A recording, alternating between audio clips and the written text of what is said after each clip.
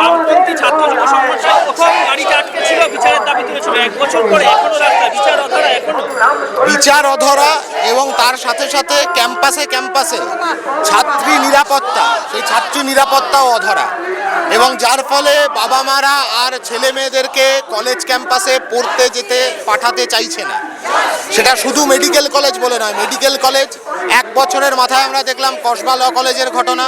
এই রাজ্যের সমস্ত কলেজ ক্যাম্পাসে যে থ্রেড সিন্ডিকেট, যে র্যাগিং সিন্ডিকেট, যে মানে ক্রাইম সিন্ডিকেট তৃণমূলের সরাসরি তৃণমূলের আশ্রয়ে, তৃণমূলের বরাভয়ে প্রতিদিন লালিত পালিত হচ্ছে, সেটা এই রাজ্যের পড়াশোনার ব্যবস্থাকে, নিরাপত্তার ব্যবস্থাকে একটা সংকটের মধ্যে ফেলছে।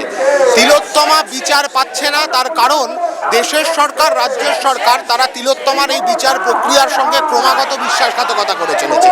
কিন্তু সরকারের তরফ থেকে বলা হচ্ছে আসল দোষী ধরা পড়ে গেছে, বিচার হয়ে গেছে, এখন তোমরা রাস্তায় কেন, তোমরা রাজনীতি করতে রাস্তায়। ঘটনা দেখলেই, ঘটনাক্রম দেখলেই বোঝা যাবে যে গোটা তদন্ত প্রক্রিয়াটাকে এমনভাবে ক্লাউডেড করা হয়েছে যাতে এই আসল দোষীর সাথে আরও বেশি আসল দোষী যারা, আমরা শুরু থেকে বলেছি দোষীরা, তারা যাতে হচ্ছে যে মানে পুলিশের এবং সিবিআইয়ের নাগালের বাইরে চলে যায়, বিচার ব্যবস্থার নাগালের বাইরে চলে যায়, তার বন্দোবস্ত করা হয়েছে দিনের পর দিন।